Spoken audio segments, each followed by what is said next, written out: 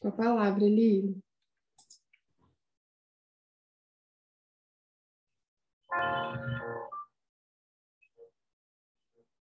Dá para ouvir minha musiquinha? Então vamos fechar os nossos olhos.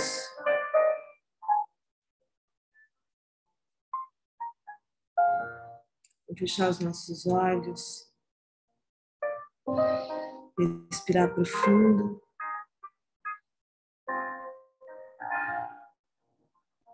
Buscar Jesus. Trazer Jesus nos nossos pensamentos.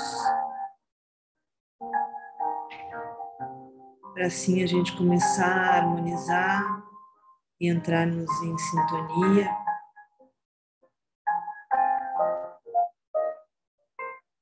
Atendendo mais uma vez ao pedido e o convite da espiritualidade, aqui nós estamos.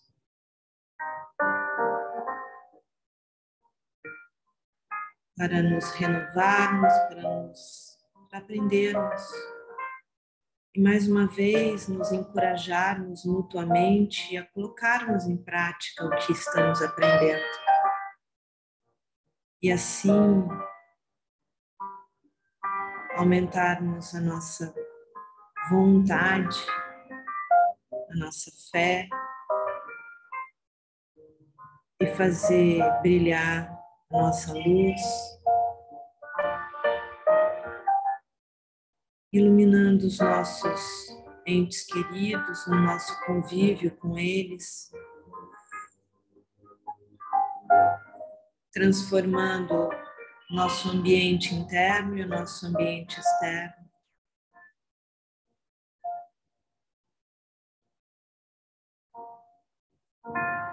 Agradecemos imensamente essa oportunidade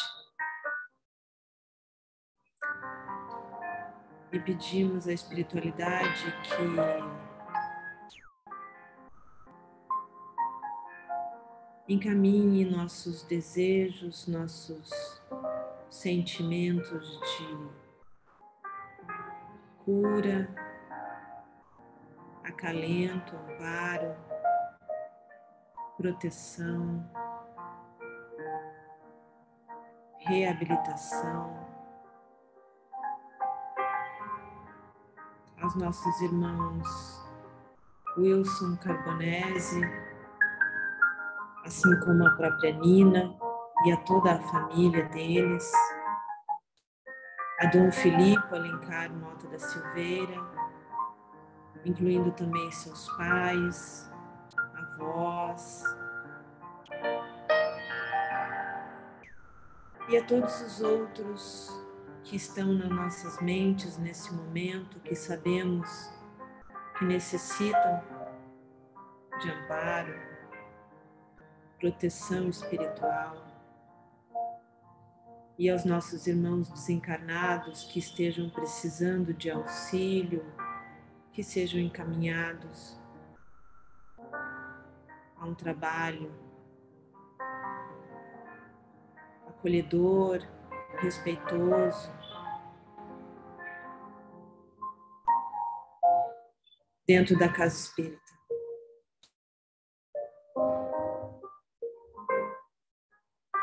Jesus, amado Mestre querido, que ilumina nossos corações, ampara o nosso irmão nesse momento, Luciano, que vai mais uma vez fazer sua semeadura em nossos corações, nossos jardins. Que sejamos terra fértil. Que assim seja, Senhor.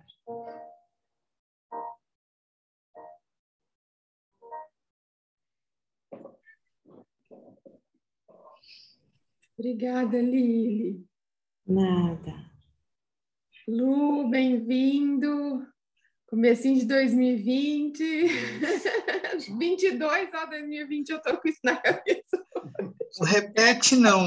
2020 foi muito ruim. Apaga, Lu, apaga. Esse 2022 aí, que a gente tem um ano maravilhoso de estudo. Seja bem-vindo mais uma vez, e a palavra é toda sua. Obrigado, muito boa noite a todos. Mais uma vez, eu só tenho a agradecer por essa oportunidade de estar aqui aprendendo com vocês, compartilhando algumas coisas, e que Jesus nos abençoe, nos envolve muita luz e muita paz. Vamos dar continuidade no nosso estudo. Acredito que estejam vendo a tela, né? Nós vamos falar de saúde mental, né? Equilíbrio, utilidade e equilíbrio. E é um capítulo muito bom, é um capítulo que traz reflexões muito importantes no campo da mediunidade, né? Não só para o médium ostensivo, mas para todos. E eu começo já compartilhando uma dica de leitura, porque algumas coisas que eu vou falar eu estou me baseando nesse livro, que ele é excelente, tá?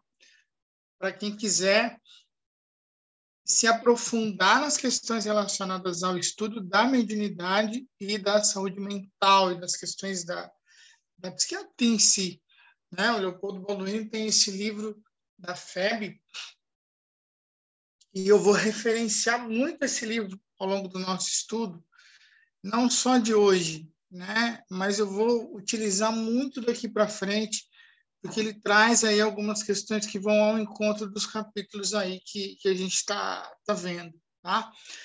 E ele traça alguns paralelos na obra que são importantes, né? Dentre eles, a gente sempre ter como referência, quando a gente fala da questão da mediunidade, do médium, do trabalho mediúnico, do transtorno mental, do transtorno de ordem espiritual, a gente conseguir perceber que existe pontos de convergência e de divergência. O que eu quero dizer com isso? Às vezes é muito sutil a gente conseguir diferenciar, é muito sutil, né? A gente diferenciar o que é o equilíbrio, o que é o desequilíbrio, naquilo que o outro apresenta para a gente. Às vezes é muito fácil, mas às vezes não. Então, chega uma pessoa na casa espírita, né, diz que é médium, que percebe um monte de coisa e tal, a gente precisa acolher e acolher com cuidado, né? O cuidado no sentido de conseguir diferenciar, né? E tentar perceber ao longo do tempo, né? Se nós estamos diante de uma pessoa que realmente é um médium, uma pessoa equilibrada, que está buscando corrigir suas limitações, como todos, né? A grande maioria de nós, ou se de repente nós estamos diante de alguém que está passando por grandes tormentos psíquicos. E aí é que é o problema. Porque às vezes eu posso olhar para uma pessoa que acha que é médium, mas não é, está com um problema obsessivo, um processo obsessivo, um transtorno espiritual. Ou eu olho para a pessoa, né, estou tentando auxiliar alguém que está com um transtorno de ordem obsessiva, mas ali também existe um transtorno psíquico. Existe uma doença psíquica de fundo mediúnico. Existe uma mediunidade em desequilíbrio que traz transtorno psíquico. Então, é como essas coisas se misturam e a gente precisa estar bastante atento a isso, tá? Então, esse livro, ele entra nisso, tá? Ele traz essas discussões à tona. Pena que é um livro pouco conhecido, mas ele traz reflexões importantes, tá? A nossa mente, aí diz o André Luiz, né, são recortes do capítulo que eu trago aqui, principalmente os do André Luiz. A nossa mente é, sem dúvida, um núcleo de forças inteligentes, gerando plasma sutil que, a exteriorizar-se incessantemente de nós, oferece recursos de objetividade às figuras de nossa imaginação sob o comando de nossos desígnios. O que isso quer dizer? A nossa mente, ela tem a capacidade de plasmar, de materializar, de dar forma, né? E exteriorizar, por isso que ele fala, exterioriza-se incessantemente de nós, ou seja, eu consigo enviar, encaminhar, direcionar para o externo aquilo que está dentro de mim. E aí isso é mais objetivo do que se imagina, né? Porque isso vai tendo a forma do nosso mundo interior. Então, quer dizer que o nosso mundo mental, ele não está necessariamente oculto ou escondido. O nosso mundo mental, ele aparece. A nossa forma de pensar aparece. E aparece através de algumas formas de comportamento, expressões de comportamento, né? A forma como nós lidamos com as questões do dia a dia, da vida, né? Então, vamos lá. Se eu sou muito pessimista, nada vai dar certo, tudo é ruim, vai piorar, e por aí vai, o que eu estou fazendo? Eu estou plasmando no ambiente externo aquilo que é matéria mental minha. Então, é muito interessante quando a gente começa a... Por isso que o Kardec, em algum ponto, né, em mais de um ponto, ele traz essa orientação dos espíritos, quando eles falam para nós nos observarmos como se estivéssemos fora de nós. É olhar ali e se olhar como se ela fosse uma observadora dela mesma. E aí começar a perceber o que eu ando falando, como eu estou manifestando os meus pontos de vista, né? A gente estuda muito isso dentro da psicanálise, por exemplo, quando a gente fala assim, todo sádico, né? Toda pessoa que tem é comum, um indivíduo que tem um sadismo, né? Ele tem aquele comportamento em que, lá no inconsciente dele, ele quer ver o outro sofrer, ou ele espera que as pessoas que, por algum motivo, precisam, devem sofrer. É muito comum essas pessoas gostarem de filmes violentos. Tá? Filmes de serial killer, filmes de torturadores, filmes... Por quê? Porque é uma forma de plasmar sutilmente, né, aquilo que está no seu mundo interior. E que ele não vai falar que, eu tô com... se eu pudesse, eu enforcava a Rose. Ele não vai falar nunca isso. Mas na hora que ele estiver assistindo um filme e que o sujeito lá está sendo enforcado, ele se realiza. Olha que interessante. Né? Então, às vezes, a gente vai plasmando no nosso mundo, através dos nossos gostos, dos nossos hábitos, muito do que a gente tem lá dentro da gente. Né? Então, a gente tem que começar a analisar o que eu estou externando. O médium, quando ele está dentro do processo mediúnico, e aí ele manifesta ali o espírito, aquela coisa toda, o médium tem que estar atento ao que acompanha a manifestação do espírito. Né? Então, se o espírito chora, eu lembro disso porque eu passei por isso, um momento de angústia que eu estava vivendo, o espírito vinha, chorava, o espírito chorava 10, eu chorava 100 mil, eu chorava muito, o espírito chorava pouquinho, porque morreu tal. Só que a manifestação do choro dele é como se o mundo tivesse acabado. Né? E eu comecei a analisar isso, falei, por que o espírito está num estado de sofrimento tão grave, tão inflamado, um atrás do outro, sendo que não justifica e não combina com aquilo que ele está comunicando. Então, tem uma carga minha aí. Né? Então, eu preciso olhar nessa sutileza o que eu estou plasmando. Né? É uma piadinha, um negocinho. Então, a gente vai vendo aonde que sai um pouquinho de nós. Tá? Bom, e aí a gente vai entendendo que nós temos aí algumas questões que são mais urgentes para nós. Né? A gente vai evoluindo, as coisas vão mudando. Né? O autor fala isso ao longo da obra, e aí ele traz uma citação do André Luiz, que ele fala assim, foi assim que atingimos a época moderna. Né? Porque, na verdade, quando a gente... Essa daqui é uma fala muito interessante, que é a preleção do Eusébio, em que ele começa a falar, no André Luiz, ele começa a falar do avanço da humanidade. É um capítulo assim, bastante importante, e aí ele vai lembrando que a humanidade vai avançando, vai superando as guerras, as coisas, né? As questões tribais lá de trás, aí vem as guerras, os conflitos, e ele fala assim, foi assim que atingimos a época moderna, em que a loucura se generaliza e a harmonia mental do homem está ali na corda bamba. O que é isso? Né? Antes, o duelo ele era muito materializado, né? O duelo era manifesto nas armas, né? Nas condutas arredias e hostis entre as pessoas. Lá atrás, não sei se é tão lá atrás ou se a gente está repensando, revivendo isso, né?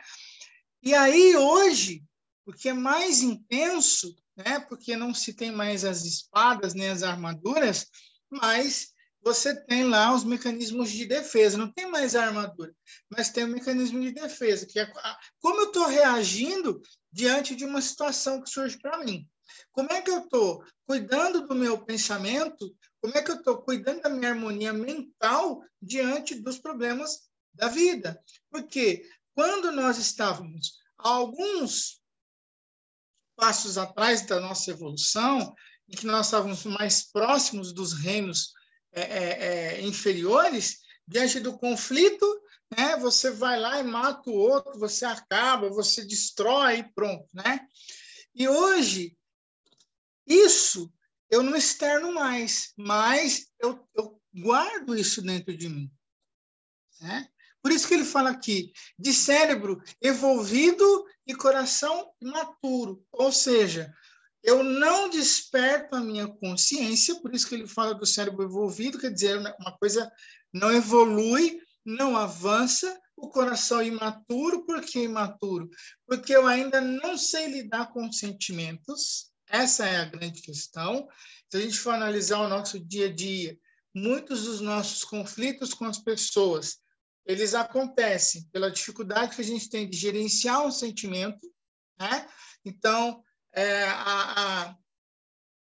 a Rose vai falar com a filha dela, né? E a filha dela dá uma resposta grossa, torta, e aí, de repente, ela não estava preparada para isso. E aí ela vai ficar remoendo isso na mente. Por que ela fez isso? Por que eu fiz? Aonde que eu errei? Meu Deus do céu, por que é assim? E aí ela entra numa onda de desequilíbrio muito grande, porque não consegue gerenciar isso, no sentido de repente, pensar assim, não, ela me trata assim porque o conflito está com ela, é uma questão que ela tem que resolver e eu não posso absorver isso, porque isso não é para mim, isso não é para mim, né? Para ela, é sintoma. A gente tem que perceber que, muitas vezes, a forma como a gente está reagindo é sintomático. O que a gente quer dizer com sintomático? É reflexo de algum problema maior que eu não estou percebendo. Então, eu acordo de mau humor, começo a brigar, reclamo, não sei o quê, estou trazendo para o externo que está no meu interno. Isso é sintoma. Sintoma do quê? De alguma questão mais séria que eu não estou digerindo. Então, é um problema que eu não resolvi, né? Eu não fui lá rever uma situação que eu precisava ter revisto, pensar diferente, pedido desculpa, né? Então, essas questões é que trazem essa desarmonia e que ele fala aqui, né, que faz parte desse campo das nossas necessidades mais profundas, né? E aí, o que a gente faz? A gente anda na arte de complicar, né, estragar o nosso progresso espiritual. Então, a gente acaba dificultando a nossa jornada. Por que ele fala progresso? Porque eu paro. Entende a questão? Eu não estou progredindo. Por quê? Porque eu paro na mágoa, eu paro na raiva, eu paro na ideia fixa, né, de um problema, eu paro num pensamento repetitivo, automático, né? Fez isso por isso, vou tentando dar resposta para as coisas, né? E aí eu não avanço. Porque o progresso, ele vai estar em eu resolver o conflito, em resolver o problema, em pensar diferente, em encontrar alternativas e seguir. Se eu paro, as coisas não saem do lugar, né? E aí nós temos algumas ameaças atuais, né? Nos séculos passados, as cidades florescentes aí, né, do mundo desapareciam pelo massacre, né? Pelo domínio dos conquistadores, né, sem entranhas, ou estacionavam sobre uma onda mortífera de uma peste desconhecida, né? Hoje, as coletividades humanas ainda sofrem o assédio da espada homicida e chuvas de bombas arremetem contra populações indefesas. Então, ainda tem esses conflitos, né? Então, no entanto, né, a febre amarela, a cólera e a varíola foram dominadas, né? A lepra, a tuberculose, o câncer experimentam um combate sem tréguas. Aqui ainda tinham algumas situações, hoje a gente vai mudando o nome das doenças, né? Existe, porém, nova ameaça ao domicílio terrestre. Profundo desequilíbrio, a desarmonia generalizada, as doenças da alma, que se ingerem, que a gente vai trazendo para dentro de nós, comprometendo a nossa estabilidade. Né? Então, hoje, o grande problema, a grande pandemia, né, é de ordem moral e emocional. Então, aí é que está a questão. O restante a gente vai arrumando vacina, vai tratando, medica, né? Como dá. Agora, as questões internas a gente precisa realmente olhar, porque são ameaças que nós temos no momento. Faço uma pausa aqui, porque é muita informação logo de cara. Se tiver alguma pergunta, comentário, fiquem à vontade.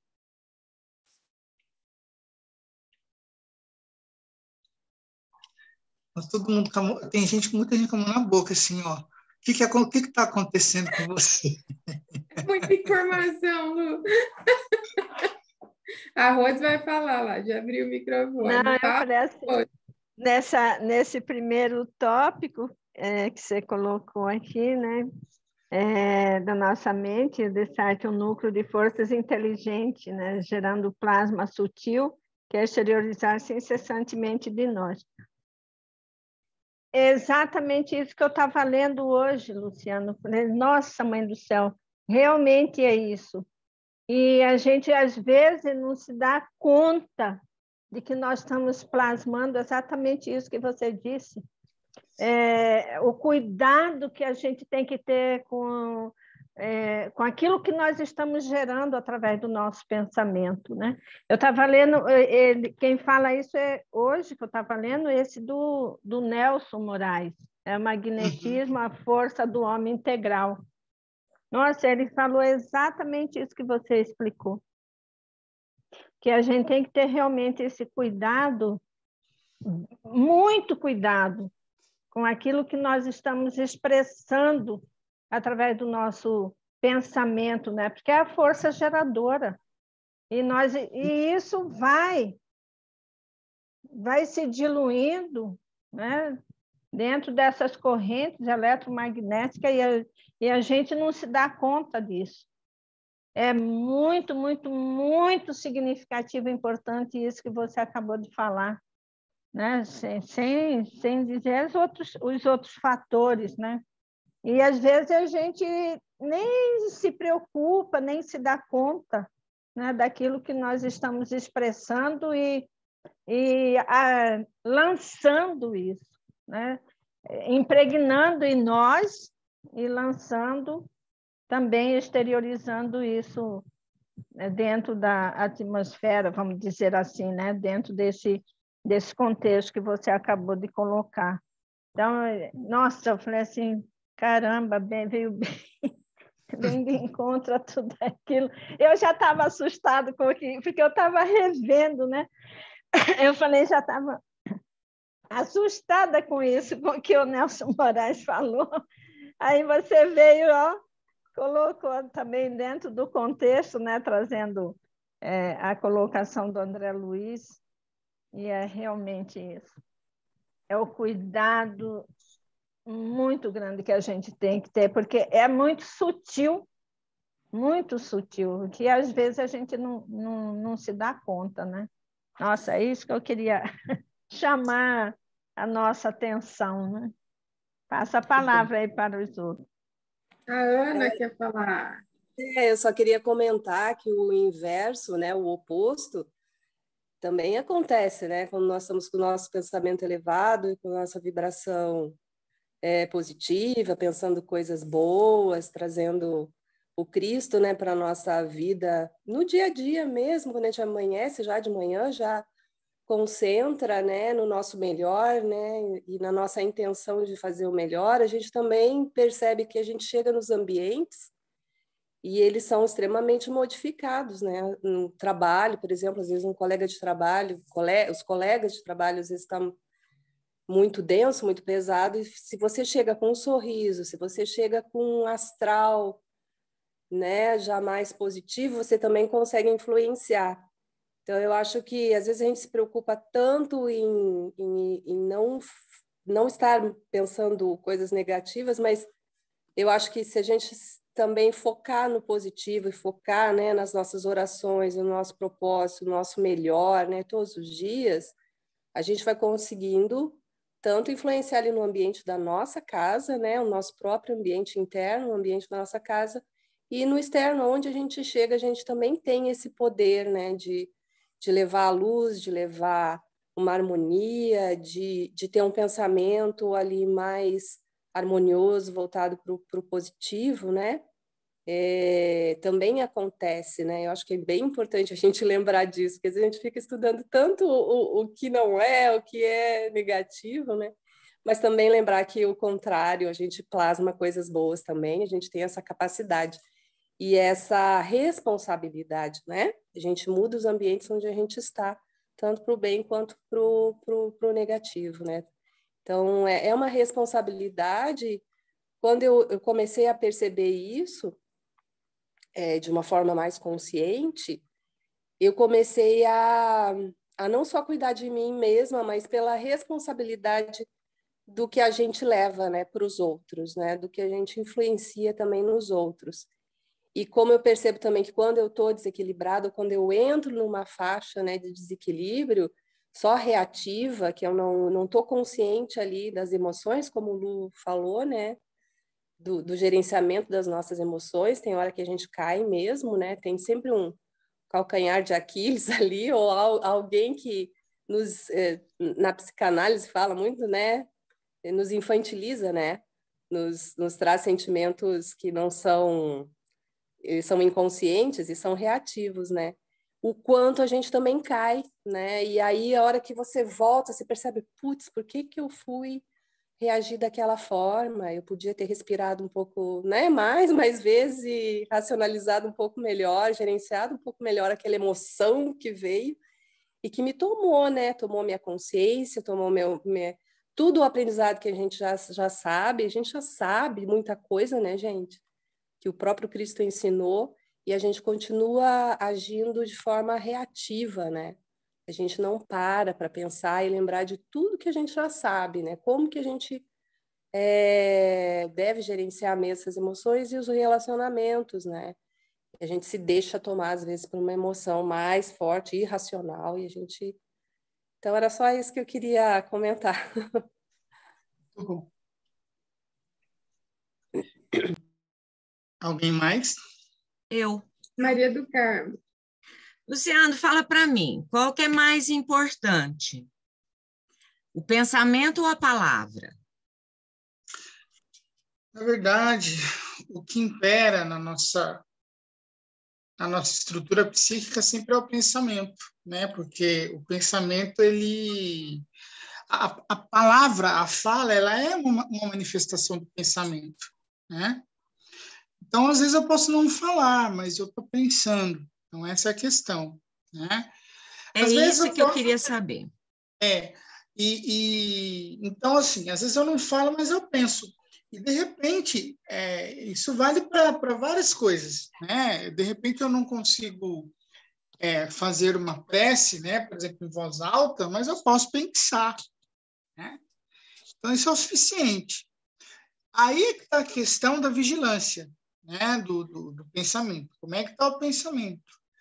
Aquilo que a gente estava falando há pouco, tem que estar sempre atento ao que eu estou falando, como eu estou falando. Por quê? Porque isso é reflexo de uma estrutura de pensamento, né?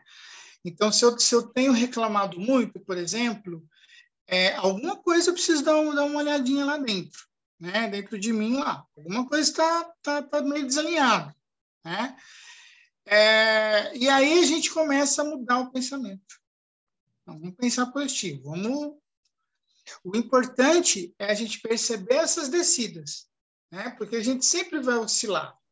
Mas quando a gente vai para baixo, né, a vibração cai, o pensamento fica mais negativo, eu começo a reclamar ou falar coisas menos elevadas, eu preciso perceber isso fácil, né? Porque quando eu percebo, eu consigo mudar. Se eu não percebo, eu vou arrastando isso e transformo isso num hábito, né? E aí que começam os problemas. Certinho. Vamos lá, pessoal, eu vou seguir. E aqui o Emmanuel, ele traz em Pensamento e Vida uma questão que eu acho que ela é fundamental e cabe dentro disso que nós estamos discutindo, que é a culpa, né? Por quê? Porque aí é a nascente de várias vertentes do nosso desequilíbrio. Ele fala assim, quando fugimos ao dever, precipitamos-nos no sentimento de culpa, do qual se origina o remorso com múltiplas manifestações, impondo-nos brechas de sombra aos tecidos sutis da alma. Olha isso. Então, a gente vai marcando. E o arrependimento incessantemente, fortalecido pelos reflexos de nossa lembrança amarga, transforma-se num abscesso mental, né? Vira um corpinho ali, um cistozinho mental, né? Envenenando-nos pouco a pouco, expelindo em torno a corrente miasmática de nossa vida íntima, intoxicando o hausto espiritual de quem nos desfruta o convívio. Então, às vezes nós vamos contaminando, né? Aqui nós estamos falando de o sentimento de culpa. Ó, eu errei e tal. E aí eu começo a amassar isso na minha cabeça, né? E aí isso começa a alterar o nosso campo vibratório. Então, é nesse estado negativo que, martelados pelas vibrações de sentimentos e pensamentos doentios, atingimos o desequilíbrio parcial ou total da harmonia orgânica. Então, uma coisa está diretamente relacionada com a outra. Se eu estou fisicamente em desequilíbrio, né, é muito, mas muito provável que exista uma desarmonização no campo da mente, no campo mental, né? Então, olha como a gente está falando aqui de alguns alertas, né? Então, o primeiro alerta que a gente está falando, a forma de eu me manifestar, de eu me expressar, né? Reclamo demais, começo a falar muito e tal, de repente isso já é um sinal de alerta. Ó, vamos ver como é que estão os pensamentos, os sentimentos. O passo seguinte é quando isso começa a somatizar, começa a trazer essa desarmonia para o físico. Então, é outro ponto que eu começo a olhar, né? Porque aí eu entro nas teias da enfermidade com a mais complicada diagnose da patologia clássica. Por que a mais complicada diagnose da patologia clássica? Porque aí o indivíduo acha que está infartando, vai no médico, o médico fala que é ansiedade, né? O indivíduo acha que está morrendo, vai no médico, faz um exame, faz uma ressonância magnética, uma tomografia, não dá nada, né? Então, começa esse campo vibratório denso do resultado dos meus pensamentos atinge o físico, né? O meu corpo físico entra em desequilíbrio, em desarmonia, e aí não tem diagnóstico que feche, né? Por quê? Porque eu não estou com câncer, eu não estou com um problema sério, grave, eu não tenho nada, né? Na verdade, o que eu tenho é o corpo físico sofrendo, recebendo o impacto do perispírito. Isso é perispírito, do corpo espiritual, reflexo do campo mental, reflexo do pensamento. Tá? Então, aí também é o ponto de atenção. Começo muito a sentir dor, mal-estar e tal, vou no médico, não é nada, aí eu tenho que ver, né? Pensamentos, os hábitos, até hábitos relacionados ao cuidado com a minha própria saúde física, né? Então, tudo isso começa a sinalizar para a gente o que nós vamos precisar olhar. E aí a gente está falando do quê? Um caminho que a gente tem que ficar atento, né? Então, não basta crer na imortalidade da alma, né? Então, não adianta eu apenas crer, né? Inadiável é a iluminação de nós mesmos, a fim de que sejamos claridade, né? E aí é pensar nos momentos mais complexos se eu estou conseguindo pelo menos um pouquinho de claridade na minha mente, se eu estou conseguindo levar um pouquinho de claridade para um ambiente difícil que eu estou enfrentando, para um momento difícil, né?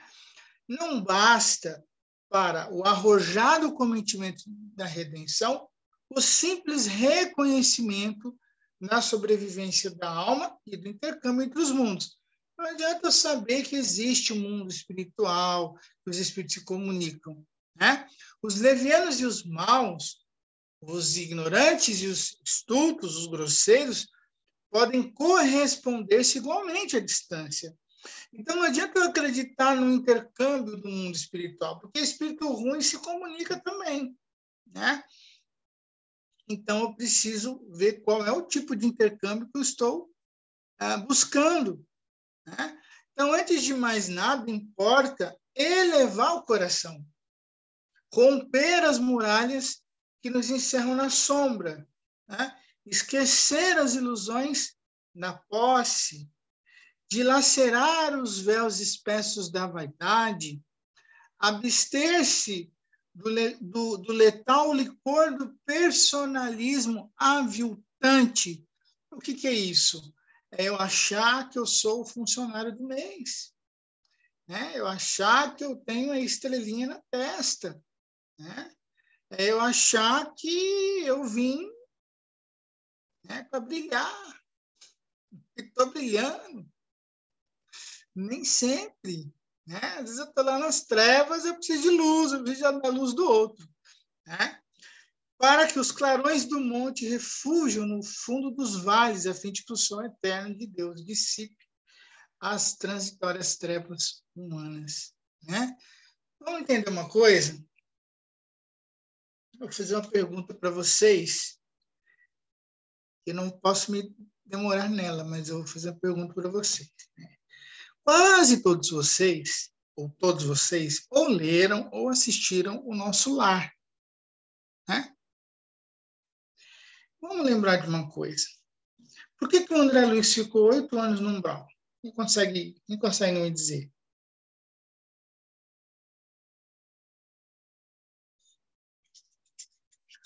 Quem se arrisca? Por causa da sintonia dele. Por causa dos vícios, o André Luiz, ele, na verdade, ele desencarnou por conta de um problema, né, de saúde. Uhum. Mas esse Porque ele tinha saúde... conhecimento, né, Luciano? Ele foi considerado um suicida, né? Suicida, é. Porque ele não... Um suicida indireto, né? Pelo que eu entendi. Porque ele tinha uma vida extremamente materialista. Ele trabalhava, ele atuava como médico, mas ele atuava atrás dos interesses mesmos, né? Ele não fazia algo assim de coração, entendeu? Eu entendi que ele trabalhava demais, não cuidava da família, não cuidava da saúde, então foi um suicida indireto, foi o que eu entendi. Vamos lá. André Luiz, Nosso Lar. Quando eu me demoro no sofrimento, quando eu demoro para perceber o óbvio, nós não vamos estar depois de mortos, né, na erraticidade, em sofrimento. Se tem alguém se culpando por isso, não se culpe. Nós não vamos, para o umbral, ficar lá sofrendo por causa da novela, por causa da costelinha de porco, por conta da cerveja, por conta do dormir até 10 horas da manhã. Não é esse o problema. O problema não está aí. Isso, se me tira do foco, aí sim é um problema. Aí nós entramos na questão dos vícios e do quanto isso arruina as vidas. O André Luiz diz assim, ó, vamos lembrar? Na lama, comendo folha, aquela coisa toda, né? Comecinho do filme ou comecinho do livro. Capítulo seguinte, capítulo 2, ele fala assim, ó, foi quando comecei a recordar que deveria existir um autor da vida, fosse onde fosse, e aí que as coisas começam a mudar. Sabe o que isso quer dizer? Tomada de consciência. Enquanto eu não tomo consciência de que eu não estou aqui para perder tempo, o negócio é progresso, eu não vou evoluir. Sabe o que é isso? Às vezes eu estou brigando lá com fulano, com a pessoa da família, comigo, com o mundo, porque eu quero que o meu filho seja perfeito, eu quero que a esposa mude, eu quero que o outro faça e tal. Eu desencarno e arrasto essa mesma vibração. Vamos lembrar do Livro dos Espíritos, Allan Kardec, Teoria Geral das Sensações nos Espíritos. Perfeito. Aquilo tinha que ser um livro à parte, aquela parte, né? E a passagem do céu ao inferno, aquilo, se você juntar os dois, tem que ser um livro. Alguém tem que comentar isso ainda, com profundidade. Se a gente entende isso, a gente entende muita coisa. Por quê? Porque é aí que está a grande questão. A gente não toma consciência quando nós estamos nos conflitos internos e externos de que é algo muito maior que isso.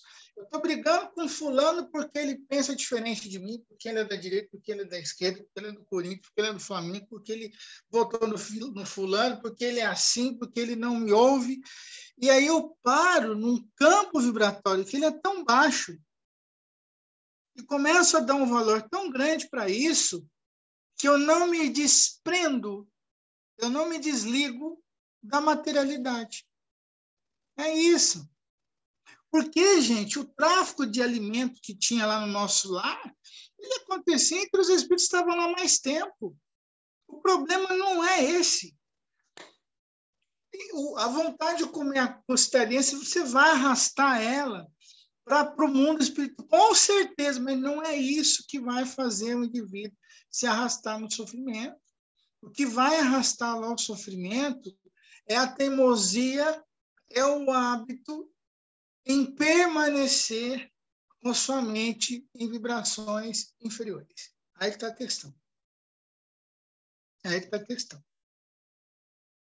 E aí o espírita que não estuda, ele cria um negócio muito feio chamado moralismo, em que ele diz o que o outro não pode fazer e esquece que o problema, a grande questão, não é essa. Não é hábito. Não é hábito que leva o indivíduo ao sofrimento. O que leva o indivíduo ao sofrimento é como a consciência dele está desperta para enfrentar os desafios da sua existência atual. Se ele não resolve isso, não tem o que fazer. Se a Rose educou os filhos, foi responsável pela formação, pelo encaminhamento dos filhos, eles se formaram, são o que são e agradecem a ela, missão cumprida. Agora, se para isso ela dorme até 10 horas da manhã, ninguém tem nada com isso. Entende? Não vai para o umbral por causa das 10 horas da manhã porque dorme. Não é por isso. Faz sentido? Tem gente congelada aí. Faz muito sentido. Eu estou pensando aqui. Ei, Lu, faz todo sentido. Tá, então, por exemplo, o fato da, né, vamos continuar no cenário que você criou da Rose. Então, se a Rose acorda às 10 horas da manhã, mas ela se culpa porque ela acorda às 10 horas da manhã, isso é o que faz com que a vibração dela caia. Se ela compreende... A culpa por isso e por qualquer outra coisa. Sim. Você vê então, que a culpa não está localizada, né? independente de onde eu vou colocar, né? Porque ela pode falar assim, eu tenho o direito de acordar 10 horas. Eu tenho tanta coisa mais séria para me preocupar. Entendeu? Está prejudicando alguém? Não. Vamos lá, entendeu? A gente vai eliminando. Está se prejudicando ou prejudicando alguém? Se não, não há problema. Né? Não há problema. Por quê? Porque o Espírito ele veio para um programa, para um compromisso muito maior que isso. Olha a meta de vida. Né? É muito maior que isso. É igual você ter um cara, você trabalha na empresa lá de TI, né, de tecnologia, de informática e tal. Aí você tem uma empresa que você gerencia computadores, sistemas de um mundo de empresas de outros lugares e tal. Aí você tem aqueles jovens nerds, os caras fizeram engenharia da computação e tal. Aí você briga com o moleque porque ele está lá trabalhando com fone de ouvido, escutando o Rolling Stones. Entende o problema? Mas e o problema que ele está resolvendo? Então, às vezes, é assim na vida. Né? Eu tenho um progresso, eu tenho um plano reencarnatório. O nosso plano é muito claro. Ele é claro quando a gente olha para os grandes dilemas da nossa existência. Se eu olho para eles e vejo que eu estou enfrentando, por exemplo, né, vamos transformar isso no campo da prática. O trabalho é puxadíssimo. Né? Todo mundo trabalha aqui, né? Ou já trabalhou. Então, sabe que não é fácil. Né? Eu estou encarando, estou fazendo isso com amor, estou me dedicando, estou me doando, estou agregando valor no que eu faço para outras pessoas. Missão cumprida. Missão cumprida. Né? No meu trabalho, nisso que eu estou fazendo, estou prejudicando alguém? Não. Missão cumprida. Né? Agora, se de vez em quando eu chegava meia hora mais tarde, será que eu vou para um umbral por isso? Essa é a questão. Né? Isso, lógico, que não me dá o direito de ser relapso com a vida, com as coisas. Né?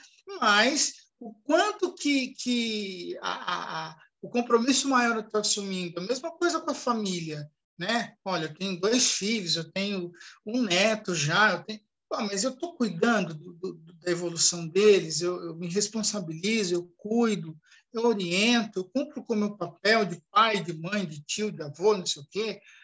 Então, é isso. Né? Nós viemos para isso. Né? E tem questões periféricas menores, né? Que, de repente, não são elas que vão tirar, né, a oportunidade de crescimento. É como se, o que eu estou entendendo, Luciana, que você está falando que essas regrinhas, entre aspas, elas são parte da matéria, do materialismo. São nossas. E assim, eu, enquanto espírito que busco a minha evolução, eu tenho outros compromissos que são muito além dessas regrinhas que nos prendem dentro desse condicionamento da matéria, né?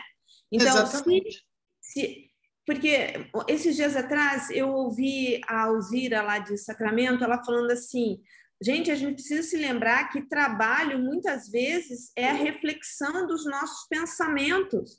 Às vezes você olha para a pessoa e pensa assim, ela não faz nada, mas ela está lá trabalhando sobre aquilo que ela está desenvolvendo, pensando, né? Quer dizer, pesquisadores fazem isso, né?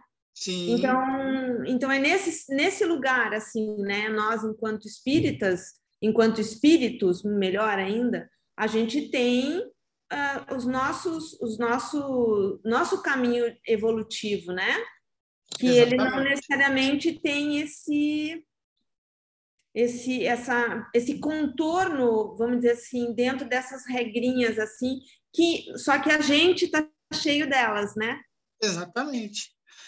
Um outro exemplo clássico que eu vejo dentro do espiritismo é quando o indivíduo vai lá no atendimento fraterno, ele reclama, fala assim, eu queria que a minha esposa, que meu marido fosse no centro espírita comigo, mas não vai, não sei o quê. Mas quem falou que para o outro evoluir, ele tem que estar junto com você no centro espírita?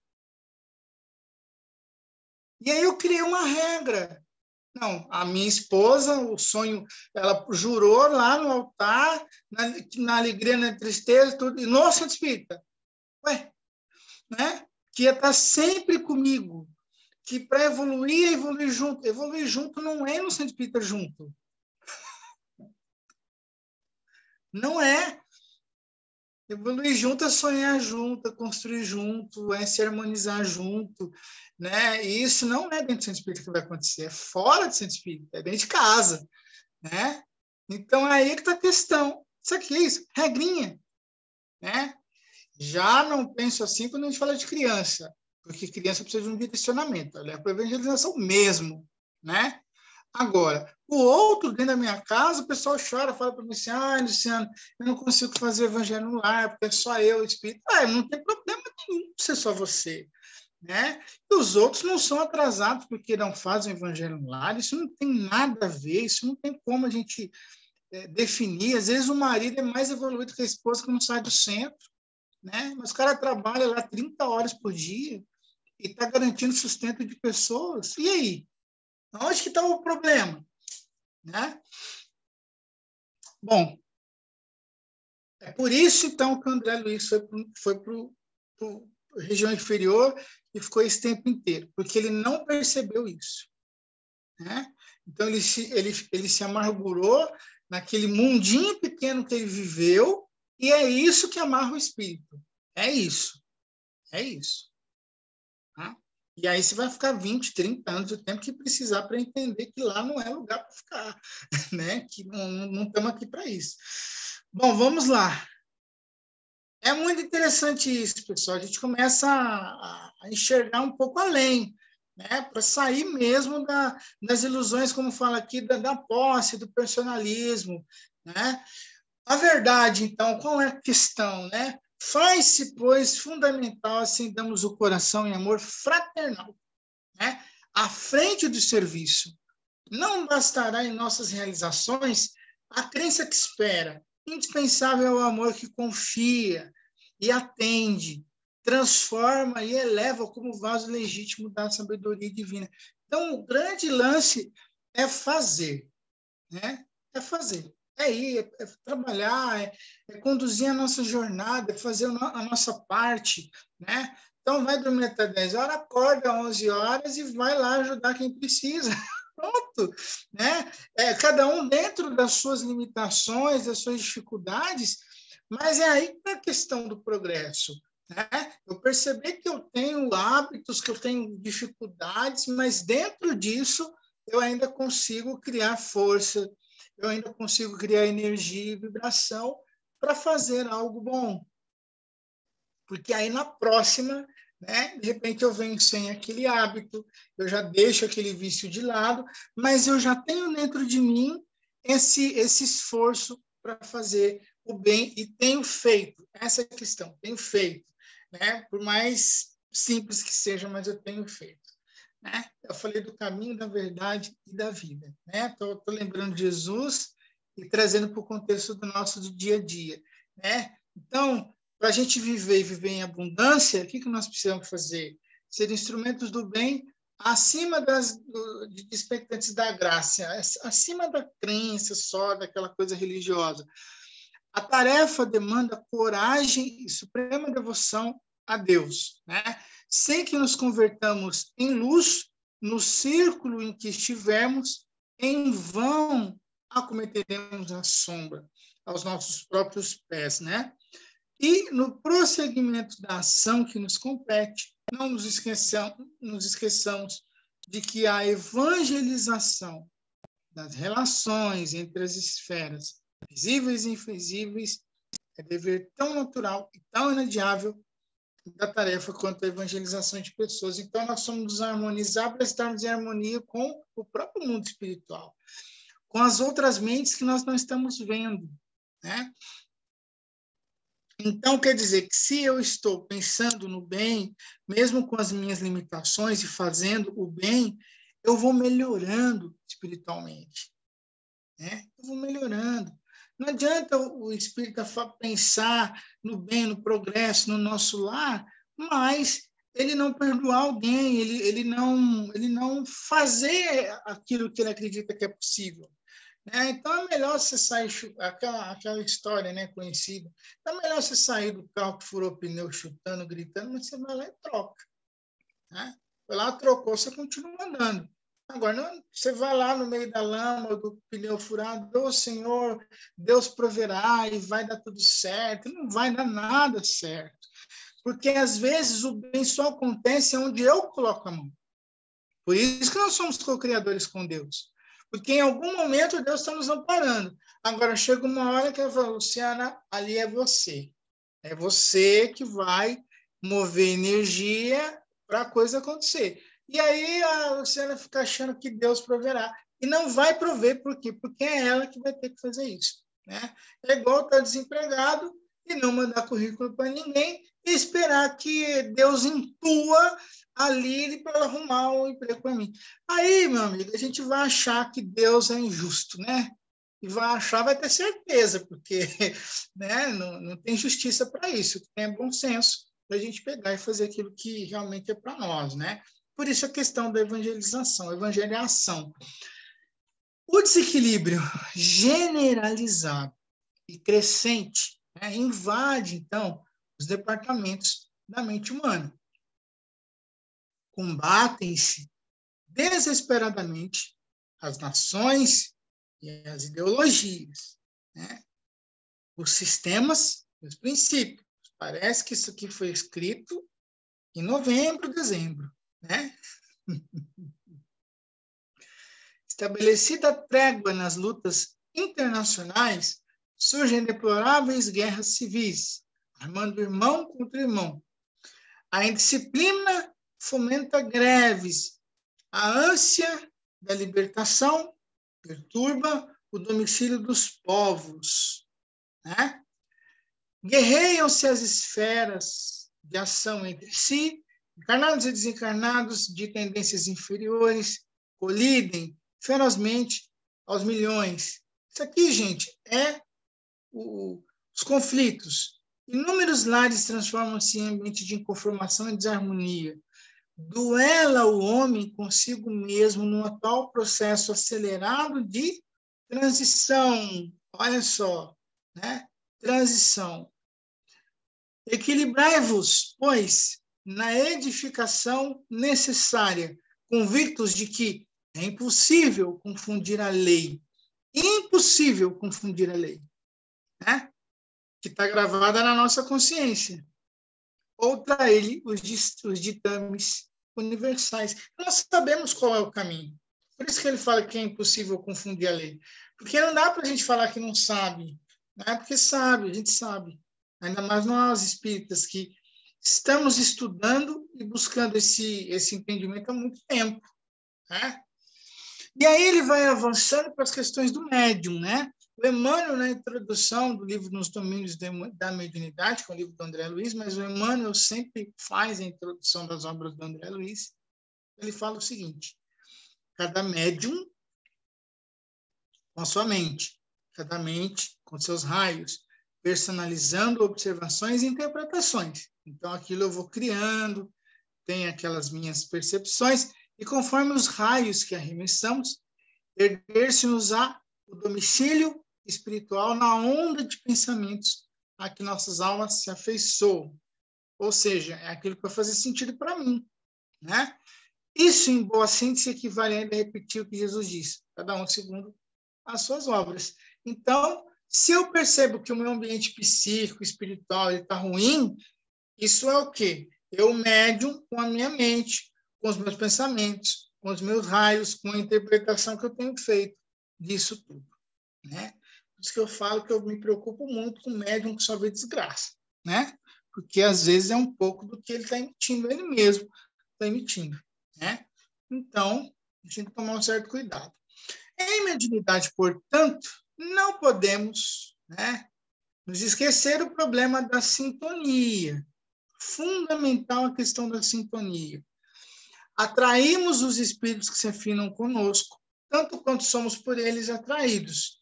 E, se é verdade que cada um de nós somente pode dar o que tem, indiscutível, Cada um recebe de acordo com o que dá.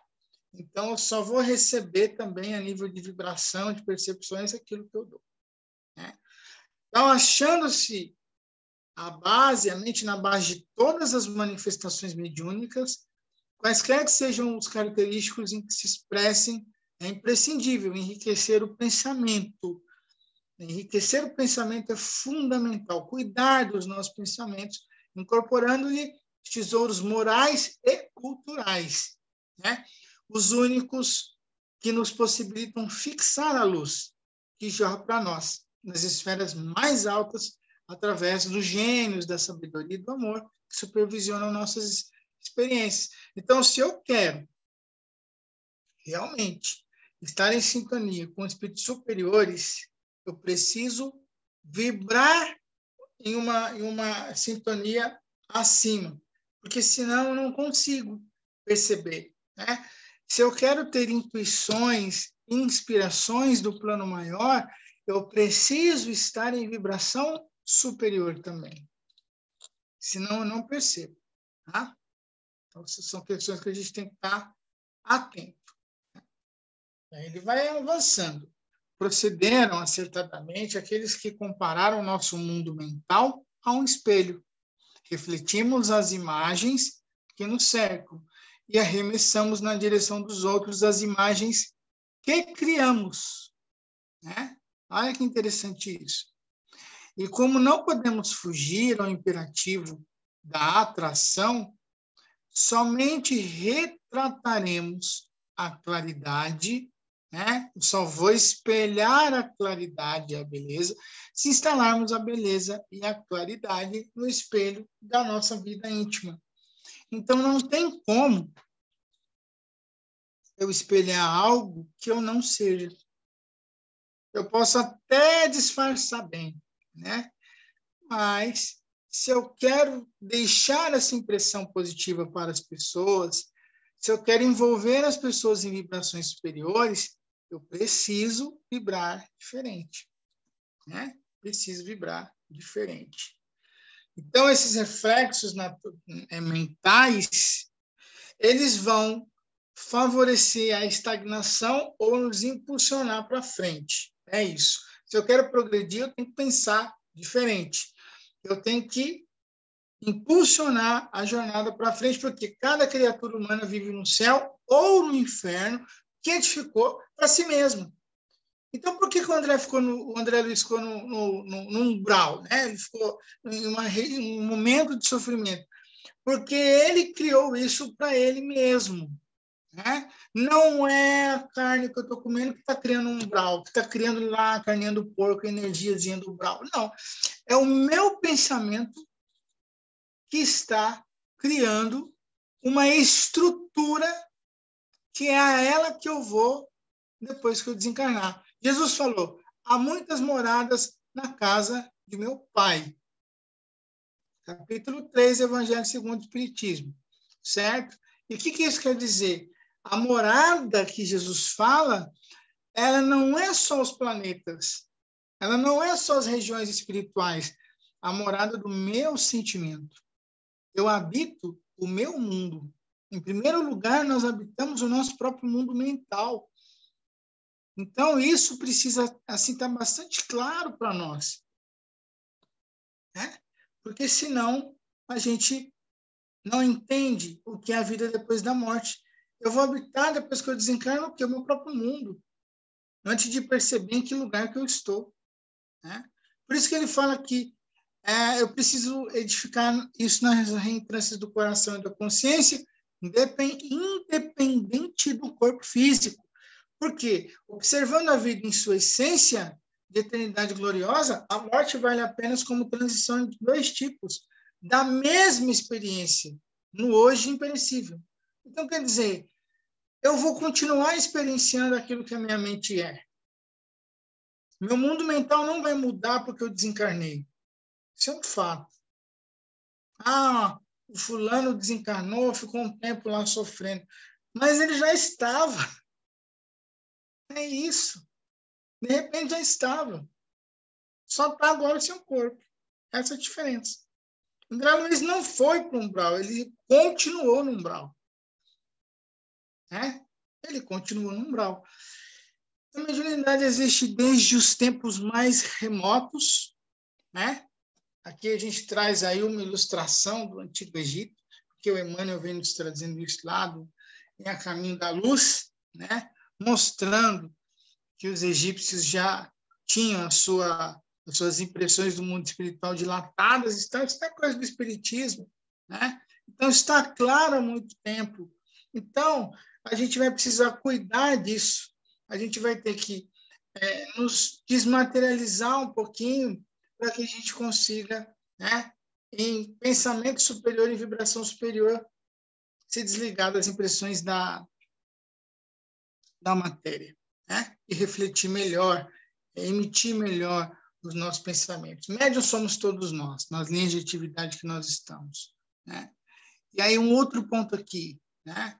Nós precisamos estar atento àquilo que eu estou emitindo. Força psíquica que está falando aqui. Né? Então, todos somos médiuns. E todos podemos utilizar a nossa mediunidade. Aqui ele está falando o seguinte, é perigoso possuir sem saber usar. Né? Então, o espelho sepultado na lama, ele não reflete o sol.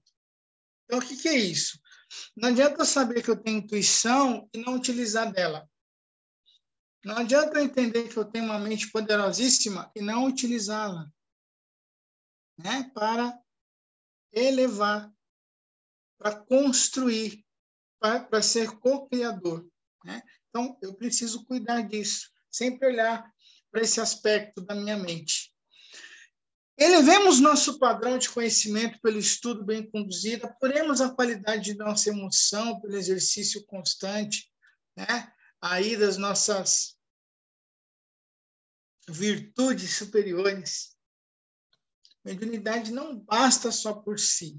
Então, tudo isso que nós falamos, ele serve muito para os médiuns, principalmente os ostensivos, mas também para nós, os médiuns, os outros médiuns que, de repente, não trabalham mediunicamente, mas nós vamos saber que tipo de onda nós estamos assimilando para conhecer a qualidade do nosso trabalho e direcionar o que nós estamos fazendo.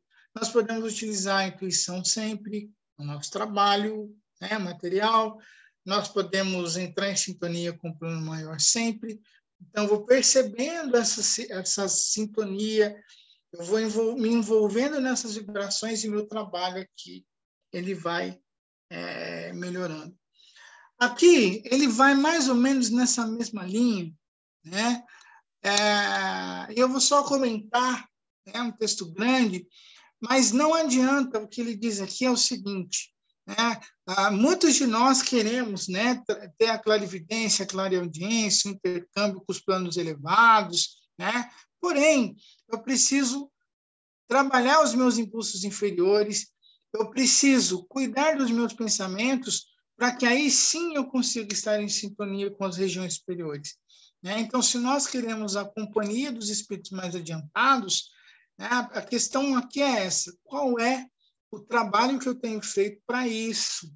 Né? Porque não é uma coisa, senão parece que nós somos os eleitos, né? Os médiuns espíritas, só eles têm, né, essa dádiva de ter o abraço dos espíritos superiores. Por que será? E não deve ser assim, não precisa ser assim, né? Não tem que ser assim, na verdade. Na verdade, nós temos o amparo da espiritualidade se nós estivermos nos amparando também. Né? Senão nós vamos nem perceber. Nós vamos nem ter sintonia para isso. E aí nós buscamos o equilíbrio através de alguns caminhos, né? Que aí o autor da obra vai nos sugerindo. Eu preciso trabalhar o conhecimento, quer dizer, conhecereis a verdade, ela vos libertará, né? Conhecer para me libertar. Amai-vos e instruí-vos, é isso. Buscar a instrução, a orientação. E isso vai me ajudar. Trabalhar também o autoconhecimento, né? Então, eu acho que isso é mais importante, né? Porque às vezes a gente fala tanto de reforma íntima, acaba não conseguindo traduzir direito isso, né?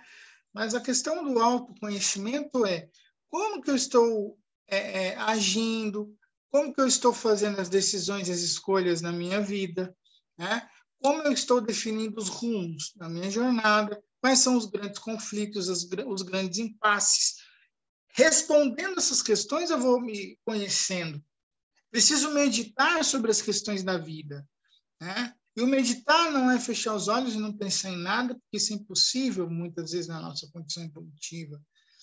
Mas, em algum momento, eu me abstrair um pouco das impressões aí do dia a dia, do corre-corre, e analisar como eu estou, né? E começar a visualizar coisas boas, trazer pensamentos harmoniosos para mim. E, a partir daí, mudando comportamentos, né? Por que eu sou tão estressado? Por que às vezes eu me incomodo com determinadas coisas e pessoas? Por que eu sempre respondo dessa forma? O que eu posso fazer diferente? Melhorar a questão da convivência, né? Algumas relações são mais desafiadoras que outras. Algumas situações exigem muito mais de mim, ambiente família, principalmente. E aí, como é que eu vou lidar com isso? E a prática do bem, né? Que eu puder fazer para ajudar alguém, com certeza vai fazer bem para mim, né? Entender também que o meu desequilíbrio ou o desequilíbrio do outro tem um histórico, né? História de vida. Olha que interessante. Por que o fulano é tão desequilibrado? Por que a pessoa é assim? Porque ela tem uma história de vida. Existem complexos, existem traumas, existe a sua própria autoestima, que é baixa, existe uma estrutura de ego, né? Então, quando a gente olha para as pessoas e vê as dificuldades nesse sentido no campo do pensamento, das relações, a gente não pode pensar somente como espíritas, né? É uma obsessão, é uma mediunidade em desequilíbrio. Não, é um ser que tem as suas particularidades também, né? Talvez não teve outras referências na vida, né? Não teve quem o ajudasse nos momentos mais difíceis, sofreu vários abusos de todas as ordens, e por isso é dessa forma, é agressivo porque teve uma infância de agressividade, olha isso, gente, né? E aí as coisas começam a fazer sentido, né? Tem gente, pessoal, que é tão hostil, grosseiro, você vai olhar a vida da pessoa, a pessoa levou pancada a vida inteira, 30, 40 anos levando pancada na vida, né? Você acha que ela vai reagir como? Né? Que vai ser um espírito equilibrado só porque entrou no centro espírita? Não é assim, né? A pessoa tem marcas. E aí a gente começa a entender como as pessoas funcionam, né? O máximo que a gente pode fazer, né, é sugerir que a pessoa sempre busque o aprendizado, se ela tiver grandes dificuldades, que ela peça ajuda, né, como todos nós precisamos fazer. Essa questão. Aí tem terapia para isso, né? Tem amigos, tem família, tem uma rede de ajuda para isso, né?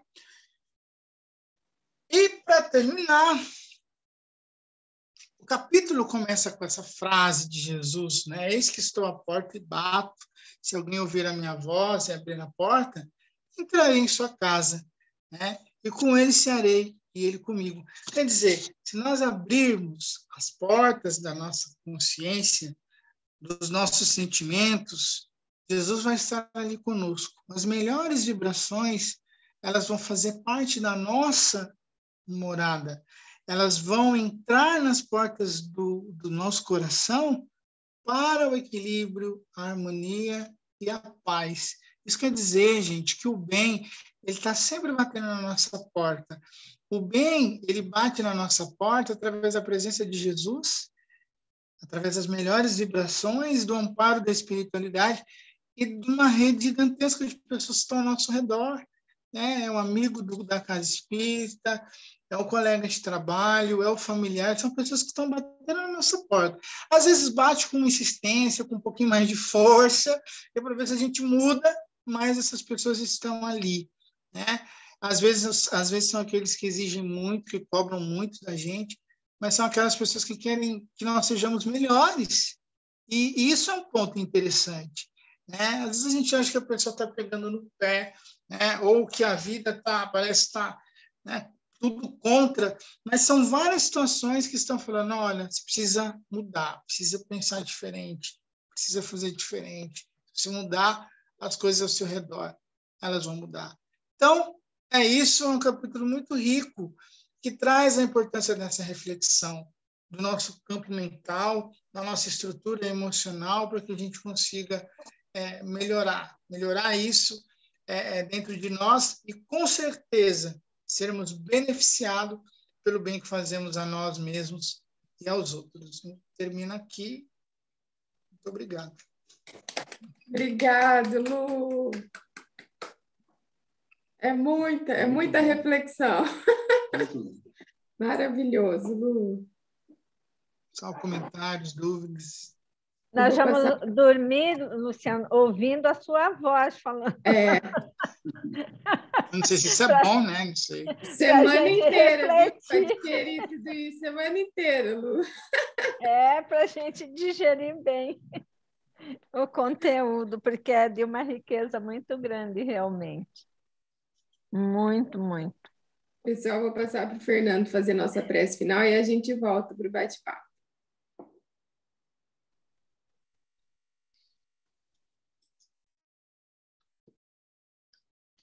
Bem, vamos lá. Eu, em primeiro lugar, gostaria de agradecer muito, Luciano, pelas observações, pelo contexto que nos levam realmente a meditar sobre esses exemplos, esse texto. E uma coisa que me marcou bastante foi aquela imagem da sombra, da nossa sombra em nossos pés, né? E eu comecei a viajar aí, e se a gente está no escuro, a gente não tem sombras nos pés. Mas à medida que a gente vai caminhando para a luz, essa sombra vai ficando mais forte. E quanto mais eu vou para a luz, mais forte essa sombra minha, ela se realça. Então, qual seria a medida para que eu conseguisse trabalhar essa sombra? É que eu emitisse luz, porque a luz de fora não ilumina os meus pés e o meu caminho. É a minha luz que vai apagar a minha sombra. Então, com essa mensagem, eu gostaria de agradecer aos nossos mentores que nos auxiliam nesse trabalho de acender as nossas luzes, não é? Pois hoje a gente tem já melhorando as nossas ações.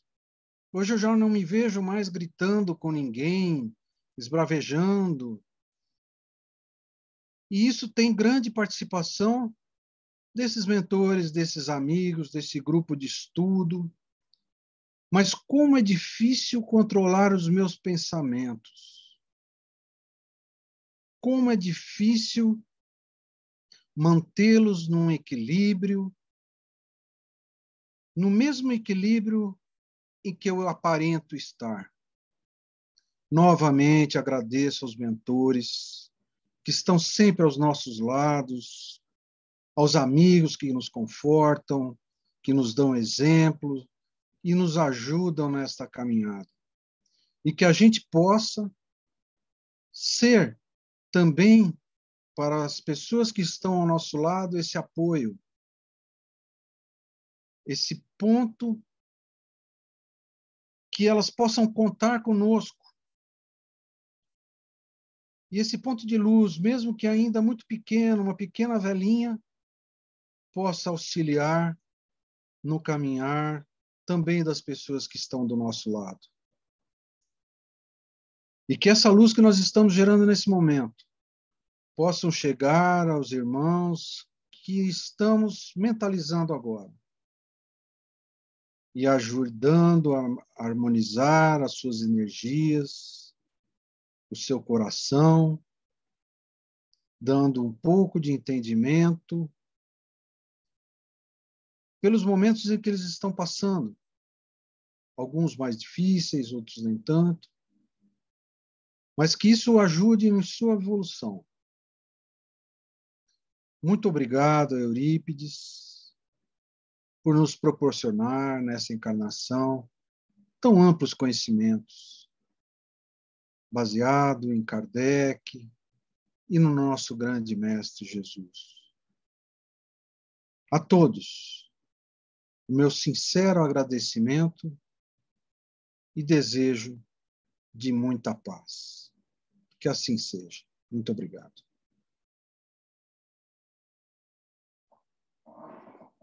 Obrigado, Fernando. Obrigado a vocês.